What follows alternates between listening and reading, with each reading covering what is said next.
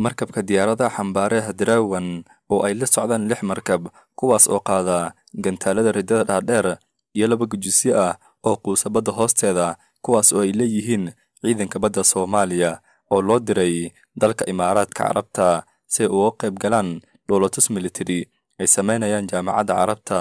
Maqaalkani waxaa qoray Professor Yaxya Sheekh Caamir waa riyadii Soomaaliya ee mustaqbalka sida uu ku riyooday professorkani. Haddaba maqaalkani waa maqaal xiiso badan leh taas oo aynu ku soo qaadan doono muuqaalkeena xiga. Haddaba ha moogaan inaad la socotid muuqaalkani waa muuqaal xiiso badan leh oo ah riyada Soomaaliya ee mustaqbalka miyay dhawoobi doontaa. Haddaba la wadaag asxaabtaada hana moogaan adigana oo nagu soo bir. Assalaamu calaykum waraxmatullaahi wabarakaatuh.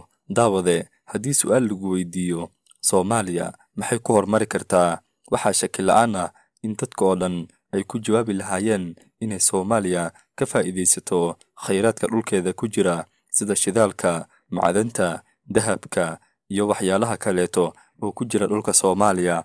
Haddaba qof walba markii lagu soo magac qaado shidaal waxaa dadka maankoodii ku soo dhaca sida dalalka Khaliijka oo ah dalalka ugu casrisan dalalka muslimiinta. Haddaba shidaalku waddanka miyuu dhisaa mise wuu burburiyaa maadaama Soomaaliya haatan loo bilaabayo inay soo saarto shidaalka maadaama Turkiga uu soo diray maraakiibtii sahmin lahayd shidaalka Soomaaliya. Haddaba maanta muuqaalkeena waxaynu ku soo qaadan doonaa dalal ka mid ah dalalka caalamka oo markii ay soo saarteen shidaalkoodii oo ay lugaha la galeen dagaal dhammaad aan lahayn dadkoodina ay gaareen saboolnimo ka hooseysa midii hore iyo dalal kaleeto oo ku guuleystay shidaalka ay soo saarteen. Haddaba muuqaalkeena maanta waxyaabo badan baynu ku falanqayn doonaa, hana ka maqnaan adiguna maadaama lagaaga baahan yahay fikradaadii ku soo dhawow. daawade muuqaalkeena maanta fadlan daawade haddaad nagu cusubtahay nagu soo beera, haddaad horey nala joogtayna fadlan muuqaalka like saar oo la wadaag asxaabtaada.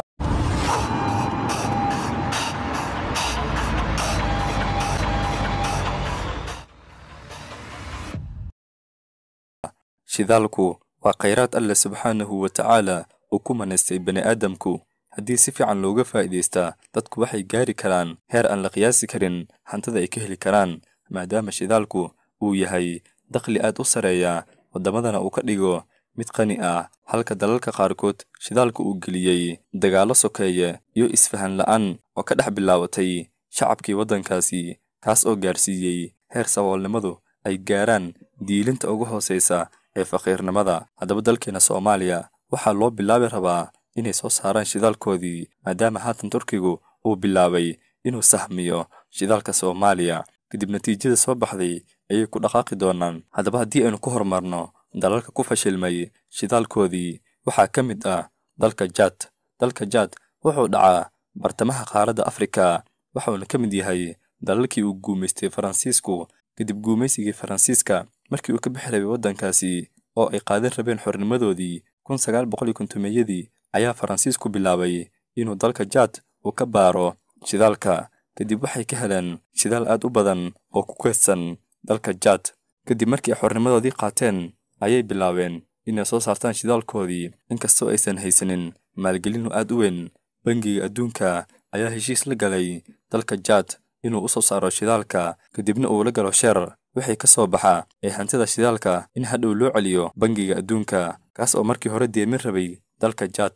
kadib markii ay soo saarteen shidaalkoodii dalkaasi waxaa la isku afgaran waayey qaabkii loo qaybsan lahaa hantidii ka soo baxday shidaalka.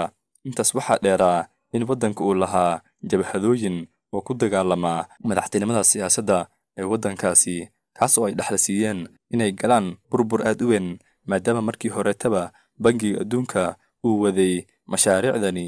markii bangiga adduunka uu arkay in waddankani uusan ka soo soconin wax nabad ah ayuu joojiyey mashaariicdii uu waday. intaasi kadib waxaa halkaasi ku idlaaday soo saaridii shidaalka. dalkaasina waxa uu galay dagaal aad u weyn maadaama ay ku dagaalameen jabhadihii waddankaasi. heer shacabkiisa waxa ay gaareen caalamka markii laga baarayo dhanka faqriga waddamada kaalimaha ugu horeeya waxa uu leeyahay halis aad u weyn iyo faa'iidaba. waxaad ku garan kartaa shidaalka inuu faa'iido leeyahay sida dalalka Khaliijka oo maanta ku damaashaadayo lacagtii ay ka heleen shidaalka ay qoteen taasoo dhaxal siisay inay waddamadoodii noqdaan waddamada ugu bilicda wanaagsan waddamada muslimiinta. Sidoo kaleeto shidaalku waxa uu leeyahay dhibaatooyin aad u weyn. Haddii ay loolamaan dhowr dowladood oo soo saara shidaalka, waxay ku loolami karaan qiimaha shidaalka. Haddii waddanka aad ishaysaan uu soo saaro shidaal, isaguna wuxuu awood u leeyahay inuu shidaalkaadii uu ku rido qiimo beel, taas oo adina kugu sababi doonta inaad waddankaasi aad isdagaashaan, sidii ku dhacday Saddam Hussein. Saddam Hussein waxa uu weeraray Kuwait, maadaama Kuwait ay ku dhaqaaqday inay culiyaamiso shidaalkii Ciraaq oo xilligaas uu maamulayay Saddam Hussein. Saddam Hussein ayaa soo saaray amar cad oo lagu weerarayo dalka Kuwait, maadaama Kuwait iyadoona ay soo saaraysay shidaalka. Inkastoo isqabteen markii dambe dalka Maraykanka iyo Qaramada Midoobay markii uu Saddam Hussein uu weerar ku qaaday dalka Kuwait, Maraykanka ayaa Qaramada Midoobay hordhigay inay weeraraan dalka Ciraaq maadaama uu ku duulay dal xor ah oo caalamka laga aqoonsan yahay.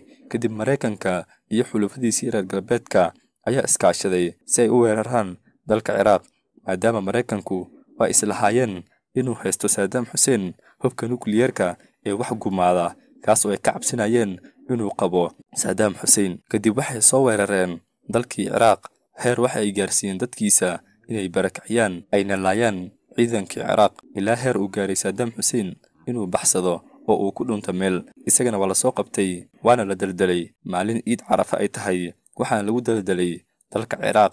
intaas oo ay doonayeen reer galbeedku. Dhibaatadaasina waxaa ka dambeeyay shidaalka uu u weeraray dalka Kuwait. Haddaba shidaalku faa'iidooyin badan buu leeyahay iyo qasaarooyin. Qasaarooyinkiisa waxaa kaleeto ka mid ah inuu wasakheeyo hawada, maadaama loo isticmaalo warshadaha, gawaarida iyo waxyaabaha kaleeto oo hawl maalmeedka dadka ahi, taas oo keeni karta in hawada uu wasakhoobo. Haddaba reer galbeedku waxay qorsheynayaan inay ka guuraan shidaalka maadaama uu wasakheeyo hawada, taas oo dadka u keeni karta inay qaadaan cudurrooyin fara badan. maadaama ay neefsanayaan. Haddii aad isweydiiso su'aal, maanta haddii loo soo saaro shidaalka Soomaaliya ma gaari doontaa xornimo dhaqaale iyo inay iska bixiso deemihii lagu lahaa, iyo sidoo kaleeto inay dhistaan waddankoodii, taas oo u sahlaysa inay gaaraan xornimo dhaqaale heerkii ugu dambeysay, maadaama Soomaaliya la qiyaasayo inay qabto keedad shidaal ee ugu weyn caalamka, waxaana lagu daraa dowladaha ugu sareeya ee qaba keedka shidaal ee ugu weyn caalamka. Haddaba daawade, fikirkaadii noogu reeb dhanka hoose ee kumentiyada. Hana hilmaamin muuqaalkeena kaleeto oo soo socda oo ah muuqaal xiiso badan oo aynu kaga hadli doono maqaal uu qoray Professor Yaxya Sheekh Caamir oo ah barofesoorada sida weyn wax uu qora dhaqaalaha Soomaaliya. Maqaalkaasi waa maqaal xiiso badan leh oo ah mustaqbalka Soomaaliya. Waxay tahay daba daawade muuqaalkeena maanta intaas aynu kusoo gabagabaynaynaa. Fadlan daawade, haddii aad nagu cusub tahay nagu soo beer, haddaad hore noo joogtayna fadlan muuqaalka like saar oo la wadaag asxaabtaada. Inta aynu ku kulmi doono muuqaalkan muuqaalkiisa kaleeto, waxaan idinkaga tegayaa sidaas oo nabadgelyo.